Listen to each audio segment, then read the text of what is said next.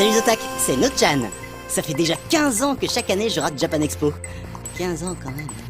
C'est vrai que ça représente quelque chose, surtout quand on voit l'évolution incroyable du salon. Japan Expo, ça a commencé comme un événement 100% otak, avant de devenir petit à petit ce salon limite grand public aux multi-thématiques que tout le monde connaît bien aujourd'hui. L'expo dédiée à cet anniversaire, placée en plein centre du festival, était d'ailleurs très sympa. Le plus impressionnant, certainement ce mur interminable recouvert de dessins des invités venus les années précédentes. Très impressionnant et absolument magnifique. Oh là là, ce dessin de Katsura, et ce GTO de Fujisawa. Et ce putain de dessin par Sadamoto. Déjà qu'en vidéo c'est impressionnant, mais j'ose même pas imaginer dans quel état j'aurais été si j'avais vu ça en vrai. Il y avait aussi un truc un petit peu what the fuck dans cette expo, c'est l'histoire de Japan Expo, en manga. Pas mal le car design de Jean-François Dufour et Thomas Sirdé, j'espère qu'ils vont bientôt mettre ça en ligne. D'ailleurs, on pouvait retrouver les deux boss sur la scène 15 ans justement, une bonne occasion pour les écouter car on ne les entend pas si souvent s'exprimer avec autant de détails sur leur aventure. On m'a donc remis un prix de carrière, j'ai un peu, voilà, c'est pour Japan Expo. Mais quand on reçoit un Lifetime Achievement, j'avais un peu l'impression que c'était ma vie qui était achevée du coup. Mais ça fait toujours plaisir parce que c'est vrai que c'est l'association For Media in Digital qui nous a remis ça, justement pour la promotion qu'on a fait autour de l'animation japonaise. Mais moi, ce qui m'intéresse évidemment, c'est les stands bien otak, limite les revues. Et pour m'aider, comme chaque année, j'ai Cyril qui allait pour moi faire le tour de la question. Cyril, tu m'entends? Oui, Nochan, tu m'entends toi aussi? Tu es sur quel stand? Alors là, je suis sur le stand de Good Smile Company, qui sont à Japan Expo comme tous les ans. On a l'habitude de venir les voir parce que c'est quand même assez rare qu'un fabricant japonais ait une présence directement en France. Et donc cette année, comme d'habitude, ils vendent plein de figurines.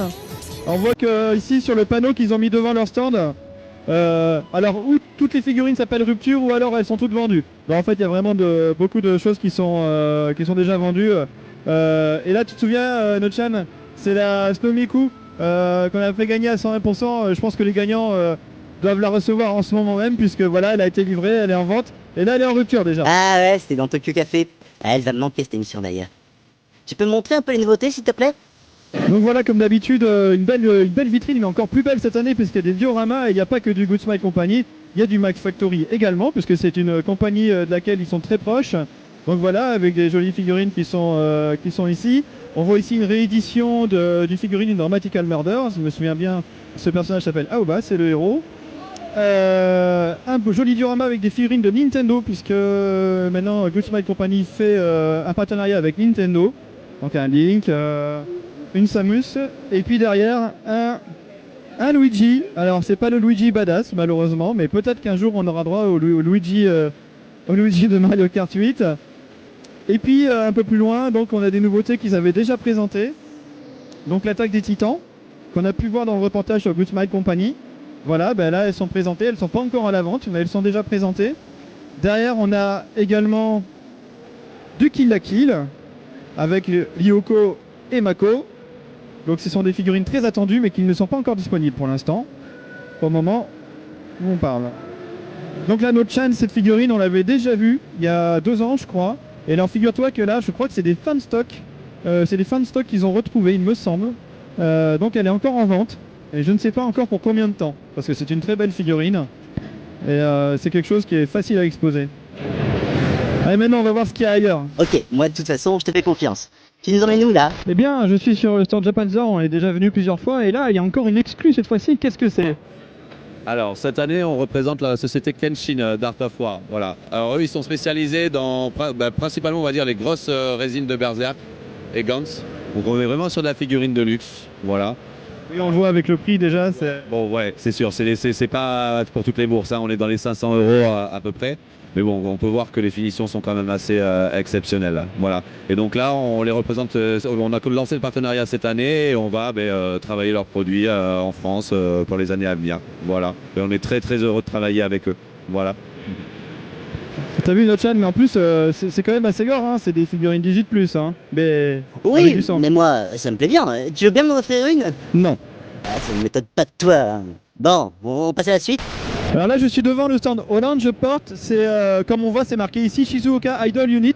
Et donc c'est un groupe d'idoles qui fait la promotion de la région de Shizuoka. Donc voilà, il y a des petites des petites idoles ici et elles ont donné un petit concert et je te propose d'en voir quelques images. Ah oui, ce fameux concept des idoles locales qui font la promo des produits régionaux comme les Mana Minolisa et leur soupe miso.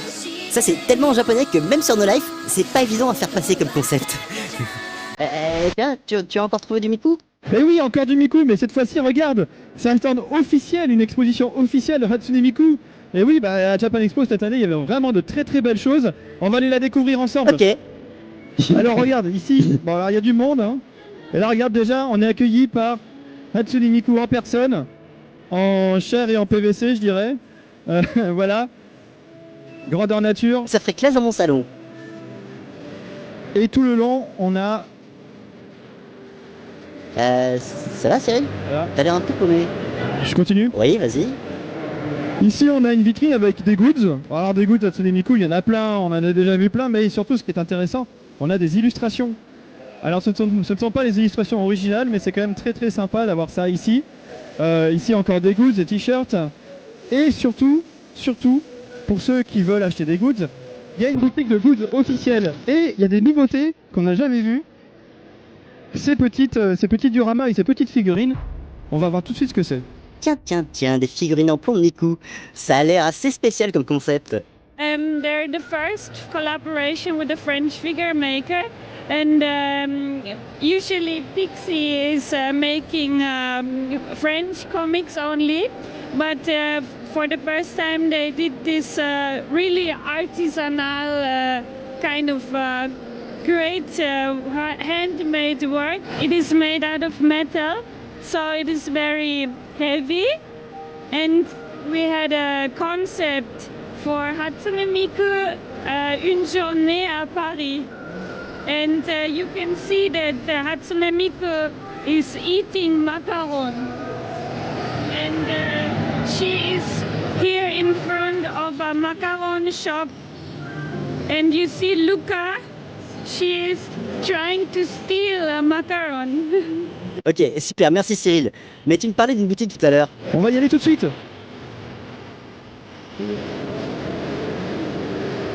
Donc on a des hardbooks, Hatsune Miku, très très beaux hardbooks qu'on avait déjà vus, mais qui sont cette fois-ci dans la boutique officielle de Hatsune Miku. Des figurines, de très belles figurines d'ailleurs, de Ruby Stock ici. Qu'est-ce qu'on a? Des peluches, des cartes postales, des éventails. Et voilà, les sets Pixie dont on vient de parler, les 3 sets, qui ont donc spécialement fait en France. Allez, maintenant on continue. Bon, il va bientôt falloir rendre l'antenne, mais j'ai l'impression que Cyril a encore des trucs à nous montrer. Alors là, Nochan, je suis devant le Kawaii Area. Alors c'est un grand espace qui a été entièrement géré par des Japonais. C'est super, il y avait plein de trucs à voir. Et là, en ce moment, ils sont en train de passer des remixes de Baby Metal. Et tu vas voir, Nochan, le DJ, il est un peu spécial. Après, peut-être qu'il va te plaire, je sais pas. Ah ouais, c'est vrai que c'est spécial. Mais c'est vrai aussi que j'aime bien en fait. Ah, tiens, il y a aussi du Kali Pamu Pamu. Oui, mais c'est parce qu'en fait, tu connais, c'est son clip Pom Pom Pom, son premier tube. Ben là, il y a le costume original qu'elle portait pendant le tournage du clip. Il est exposé ici. Ok, merci Cyril pour ce duplex encore une fois extrêmement bien réglé. Et surtout, merci d'avoir partagé tout cela avec moi et mes chers otaku qui suivent ma si belle émission. Du coup, je retourne dans ma cave en attendant la rentrée et je vous dis à la prochaine les otaku.